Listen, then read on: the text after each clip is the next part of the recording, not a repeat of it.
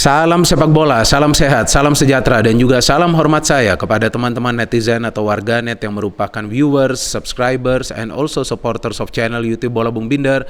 Terima kasih banyak kepada teman-teman yang mendukung kemajuan dari channel YouTube Triple B, karena hingga hari ini jumlah subscribers telah melewati 382.000.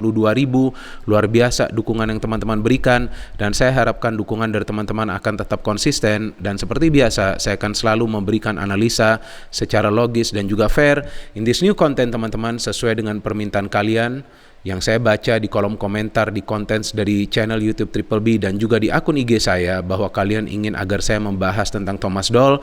Maka di konten terbaru hari ini teman-teman, saya ingin membahas tentang Thomas Doll yang akan menjadi pelatih baru dari Persija Jakarta musim depan.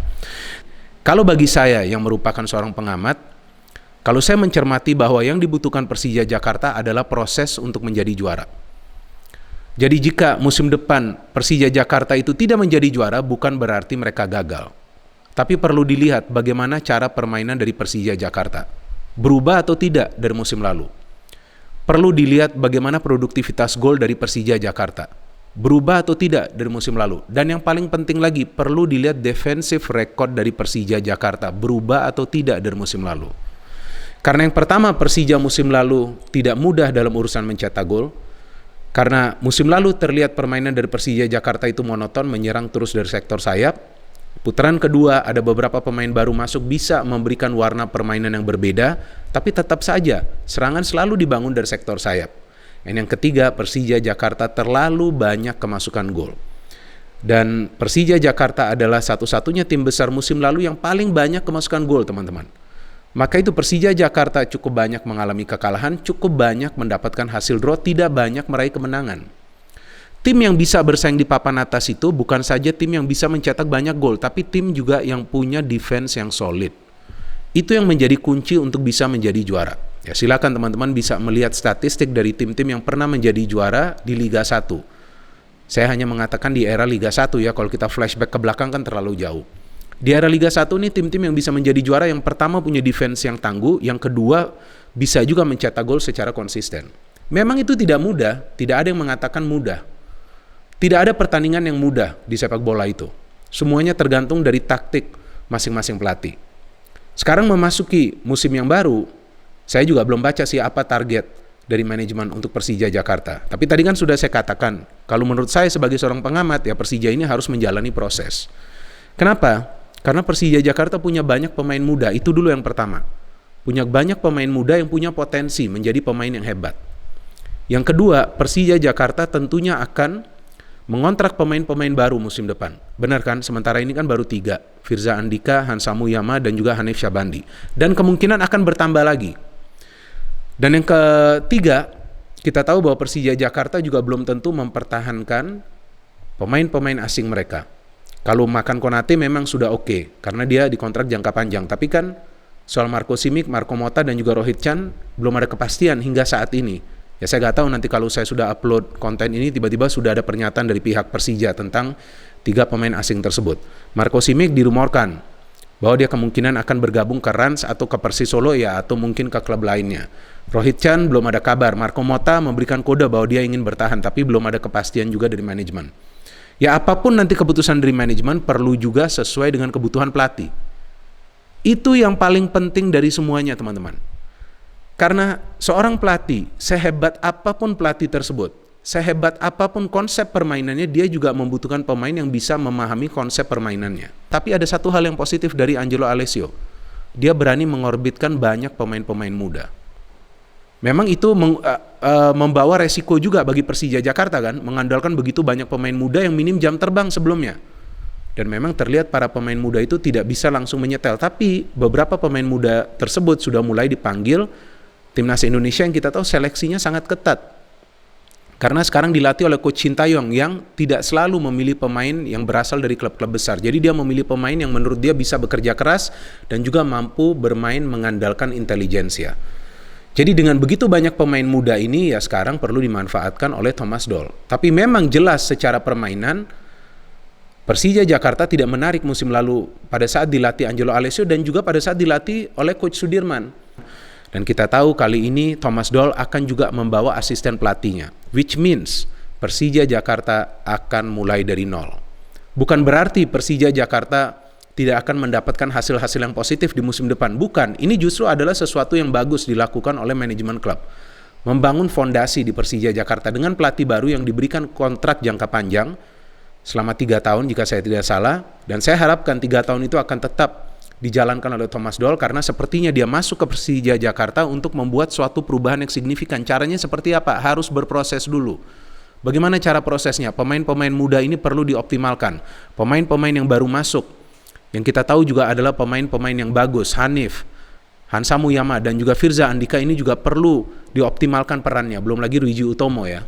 Karena lini pertahanan yang pernah saya jelaskan di salah satu match review dari Persija adalah titik lemahnya. Maka itu Andri Tani sering melakukan begitu banyak save. Jika Andri Tani tidak tampil cemerlang musim lalu, mungkin Persija Jakarta sudah kebobolan lebih dari 50 gol musim lalu. Tapi karena performa dari Andri Tani, maka Persija Jakarta tidak kebobolan sebegitu banyak. Tidak kebobolan lebih dari 50 gol. Dan ada beberapa hasil akhir juga yang bisa ditentukan dengan saves yang dilakukan oleh Andri Tani. Tapi itu semua harus berubah.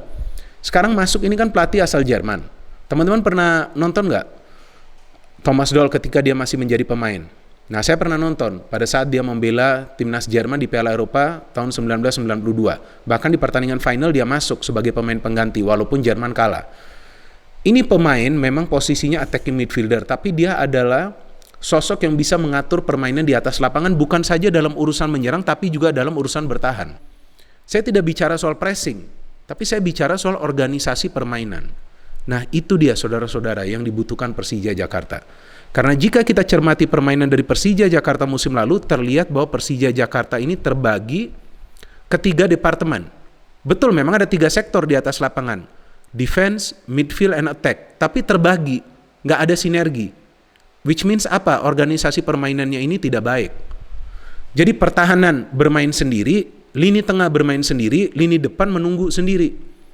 Nah, bagaimana caranya bisa ada sinergi? Yaitu organisasi permainan. Bagaimana caranya bisa konsisten? Dengan organisasi permainan yang rapi. Bukan selalu harus bermain menyerang, tapi juga bisa menyerang dan bertahan sama baiknya. Yang berkali-kali sering saya tegaskan balance of play. Itu tidak mudah memang dicapai, tapi bisa dibentuk dalam waktu yang lama. Seperti apa yang dilakukan oleh Coach Teko sebelumnya di Persija Jakarta. Dia akan membutuhkan waktu yang cukup lama. Bukan one season langsung dia bisa membuat Persija Jakarta menjadi juara. Tapi dia menerapkan konsep permainan dia yang akhirnya bisa dipahami oleh para pemain. Jadi Thomas Doll juga saya pikir membutuhkan waktu. Kalau dari segi track record, ya tidak perlu diragukan lagi sosok pelatih yang satu ini meskipun dia sekitar 2 tahun mungkin ya tidak melatih lagi. Tapi kan konsepnya dia masih punya. Dan kita tahu pelatih-pelatih asal Jerman itu mengandalkan organisasi permainan yang rapi. Disiplin banget permainan dari klub-klub yang dilatih oleh pelatih asal Jerman, apalagi tim nasional Jerman. Dan saya lagi-lagi jelaskan bahwa saya tidak mengatakan soal pressing game, enggak. Organisasi permainannya dulu perlu rapi. Pressing itu datangnya belakangan. Yang pertama organisasinya. Jika organisasi permainannya sudah rapi, otomatis bisa diterapkan yang namanya pressing game. Karena pressing itu tidak hanya menekan para pemain tim lawan dan merebut bola, teman-teman. Tapi juga passing. And then positioning, pergerakan tanpa bola. Itu tidak bisa dilakukan kalau para pemain belum memahami konsep dari pelatihnya. Jika para pemain ingin memahami konsep dari pelatihnya, maka mereka harus pintar untuk bisa menjalin chemistry satu sama lainnya. Bagaimana caranya? Yaitu dia organized play. Nah, organized play ini hanya bisa dilakukan dengan terus-menerus berlatih, dengan terus-menerus menjalani pertandingan. Maka itu yang tadi saya katakan bahwa Persija Jakarta perlu berproses dulu sebelum nanti mereka punya target untuk menjadi juara. Dan saya pikir itu bukan hal yang buruk. Jika memang itu yang perlu dilakukan, ya itu ada baiknya juga, artinya memang ada target jangka panjang. Jika teamworknya ini tidak ada seperti yang tadi saya jelaskan, ketika saya nonton Persija musim lalu itu sering terbagi ke 3 departemen, ya gimana caranya bisa meraih kemenangan secara konsisten. Kadang-kadang nyetel juga, tapi tidak selalu. Maka itu permainan Persija Jakarta itu musim lalu tidak konsisten, padahal ada 2 pelatih, meskipun Sudirman adalah pelatih sementara, sama juga kan? Maka itu perlu ada sosok yang tegas yang sekarang masuk, menyatukan para pemain di atas lapangan. Ya kalau soal bisa atau tidak, ya nanti kita lihat bagaimana Thomas Doll bisa cepat memahami karakter dari para pemainnya kan.